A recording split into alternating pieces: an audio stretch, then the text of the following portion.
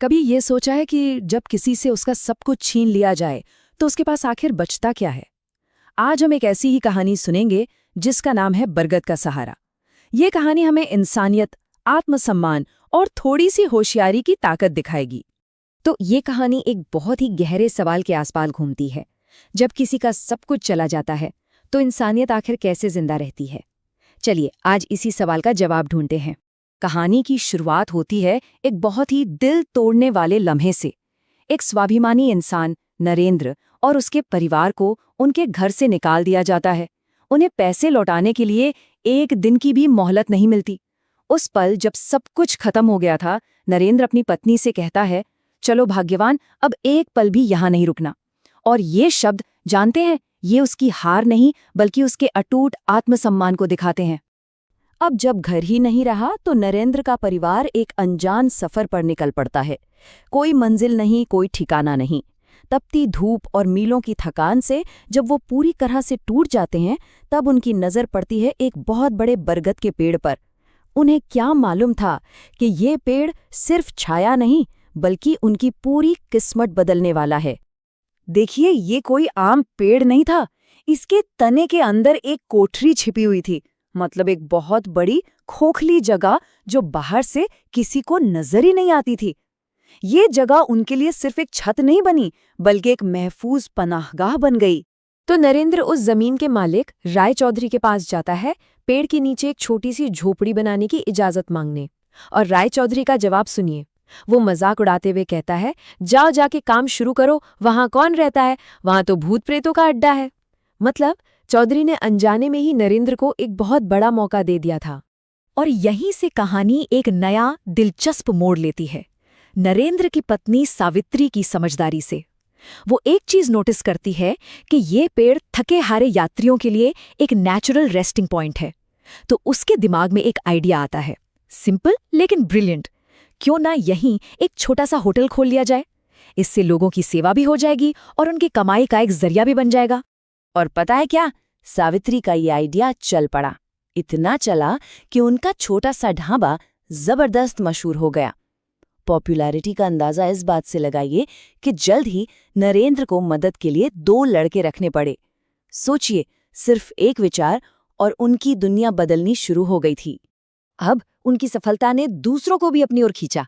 जल्द ही घोष महाशय जैसे दूसरे दुकानदार भी वहां आ गए।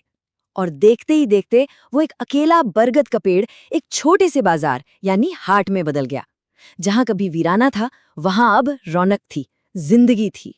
लेकिन जैसा कि अक्सर होता है, कामयाबी अपने साथ जलन भी लेकर आती है। रघु नाम का एक गांव वाला राय चौधरी के कान भरने लगता है। बाहर का एक आदमी हमारे गांव में आकर इतना अमीर हो जाए, ये तो बर्दाश्त से बाहर है। और बस यहीं से नरेंद्र की मेहनत से बनाई दुनिया पर खतरे के बादल मंडराने लगते हैं। तो लालच में अंधा राय चौधरी सीधा नरेंद्र को धमकाने पहुंच जाता है। लेकिन अब सीन बदल चुका था। नरेंद्र अब वो पहले वाला बेसहारा इंसान नहीं था। वो भी डट कर कहता है, ये सरकारी जमीन है, मैं तभी जाऊंगा जब सरकार कहेगी। अब ये जवाब सुनकर तो चौधरी तिलमिला गया और उसे पुरानी बातें याद दिलाकर डराने की कोशिश करने लगा। तो एक बार फिर नरेंद्र का परिवार सब कुछ खोने की कगार पर है। उनकी पूरी दुनिया, जिसे उन्होंने इतनी मेहनत से बनाया था, उसे एक ताकतवर आदमी खत्म करना चाहता है। तो ऐसे में उन्हें कौन बचा सकता है?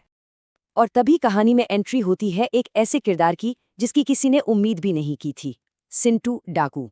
लेकिन ठहरिए, सिंटू कोई मामूली डाकू नहीं था। वो था एक परोपकारी डाकू, बिल्कुल अपने इलाके का रॉबिन हुड, जो अमीर और लालची लोगों को सबक सिखाता था और गरीबों की मदद करता था। और फिर सिर्फ एक ही दिन में पूरा खेल पलट जाता है। सुबह चौधरी आखिरी धमकी देता है। दोपहर में सावित्री अनजाने में सिंटू डाकू को जमींदार के लोगों से बचाकर उसी कोठरी में छिपा देती है। शाम को सिंटू अपनी असली पहचान बताता है और मदद का वादा करता है। और रात होते होते चौधरी खुद सिंटू के आदमियों की पकड़ में होता है। वाह, किस्मत ने भी क्या पासा पलटा था। अब सोचिए, राय चौधरी बंधा हुआ है और सिंटू डाकू उसके सामने है। सिंटू उसे सच्चाई का वो आईना दिखाता है जो उसे हिलाकर रख देता है। वो कहता है, सुना आपने चौधरी जी, जिन्हें आप आज बेघर करना चाहते थे, वही आज आपकी जान बचाने आए हैं। मतलब इससे बड़ी विडंबना क्या हो सकती है?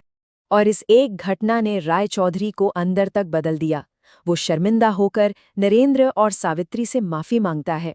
उसे आखिरकार एहसास हो जाता है कि लालच और घमंड ने उसे कितना अंधा कर दिया था। और यही इस कहानी का असली सार है, इंसानियत, यानी दया, करुणा और मानवता। राय चौधरी को भले ही देर से सही, पर यह समझ आ गया था कि असली दौलत पैसा नहीं, बल्कि वो इंसानियत है जो नरेंद्र और सावित्री ने उसके लिए भी दिखाई थी। तो इस पूरी कहानी से हम एक बहुत गहरी बात सीखते हैं। परोपकार और क्षमा ये इंसान के सबसे बड़े गुण हैं। जब हम दूसरों का भला करते हैं तो किस्मत भी हमारा साथ देती है। शायद यही उस बरगद के पेड़ का असली सहारा था। इस बारे में क्या सोचना है आपका?